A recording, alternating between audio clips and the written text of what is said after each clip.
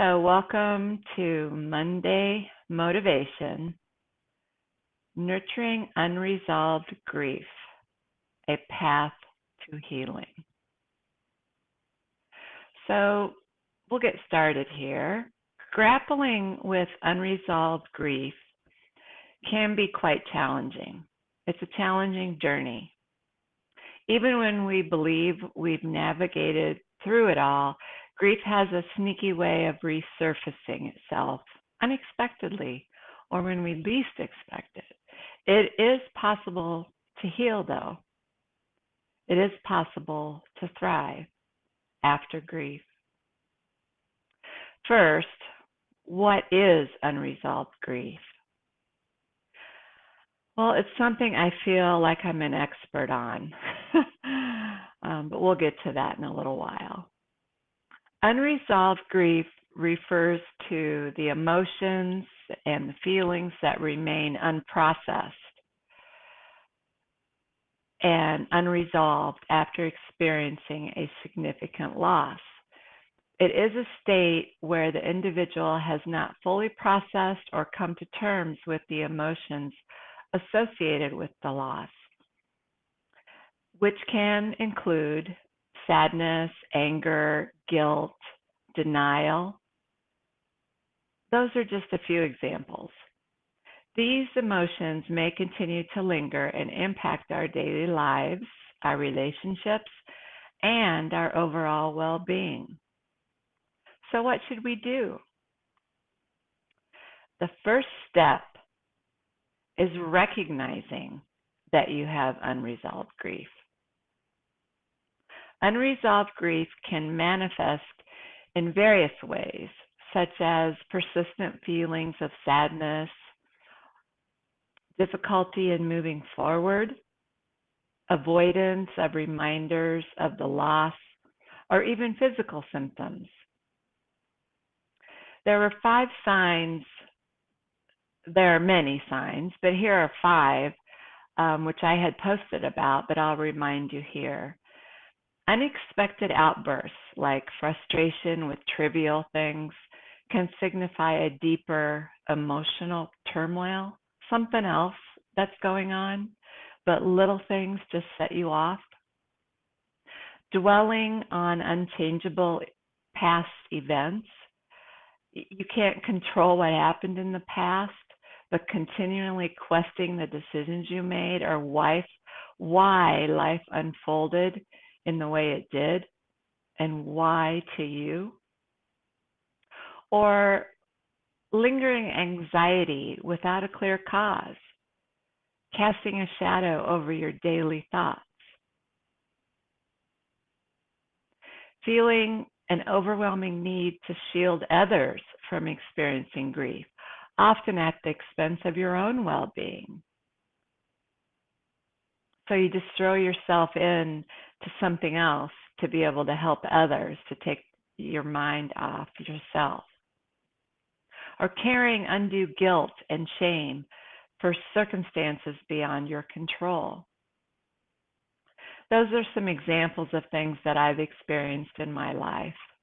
I can share my personal experience with unresolved grief. I lost my mom in 2011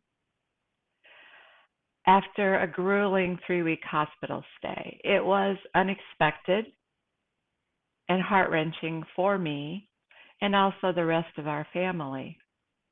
After the death of my mom, I jumped headfirst into caregiving for my father, who was dealing with dementia and also declining mobility. In 2013, I was diagnosed with breast cancer for the second time. So I jumped again, this time back into the cancer underworld, as I had called it previously. I had been in this place before, 10 years earlier, with my first diagnosis. This time, I dealt with more than 18 months of surgeries and chemo, while also spending time helping my dad as much as possible. I returned to work after a lengthy absence, not fully healed from my cancer experience, and certainly not fully healed from the death of my mom. Eventually, I also lost that job, so it was another loss in my life. My position was eliminated in 2014. Then, the next year, in 2015, my emotional state was in a very dark place. I faked it just to get through day-to-day life. I was looking for another job. I was helping care for my dad. All of the losses I had experienced in those 5 years left me spiraling to find a way to move forward. Then I lost my dad. So I eventually recognized unresolved grief was showing up in many ways, given those experiences of the past 5 years. It can present differently in many of us. It's a unique, multifaceted experience.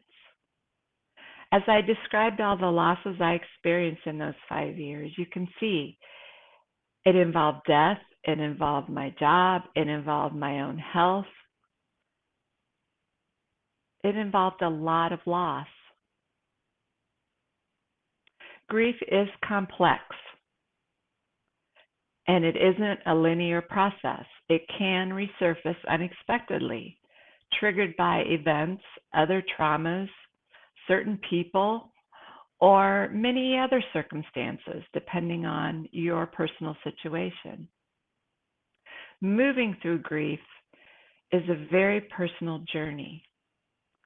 Societal expectations, cultural norms, and personal factors such as your own coping mechanisms or past experiences might hinder the grieving process. That's what happened to me. Just life happening so fast, I didn't have time to process one thing before the next one hit. This is not a one size fits all solution, but I can tell you my story and hopefully that can help you. Grief never goes away. The grieving process allows us to heal, but it doesn't just go away, never to be seen again.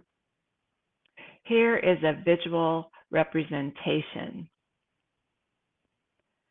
Now I'm going to try to share my screen here.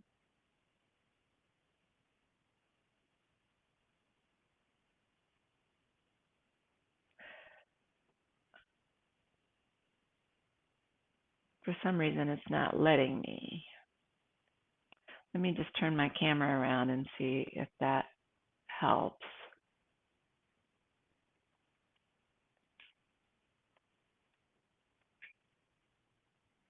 Okay, maybe you can see this a little bit. On the top, we see 3 jars with 3 sized balls. This is where people tend to believe that grief shrinks. So the grief is represented by the ball that's in the jar. The size of the jar doesn't change, but the grief shrinks. That isn't necessarily true. What's really true is the bottom 3 jars. The size of the ball has not changed. That represents our grief.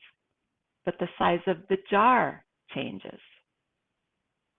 What really happens is that we grow around our grief as we heal.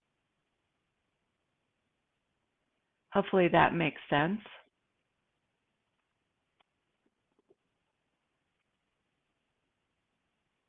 I thought the visual representation might help explain grief a little better. And maybe you've seen this before. So how do we heal to be able to grow around our grief? We use coping strategies and techniques. A lot of these techniques and coping strategies are included in my book, which many of you have read. But if you haven't, you may want to check it out. As I mentioned earlier, the first step is recognizing that you have unhealed grief. The losses from breast cancer are many, impacting our bodies, our minds, and spirits. Maybe you hadn't thought about it as grief,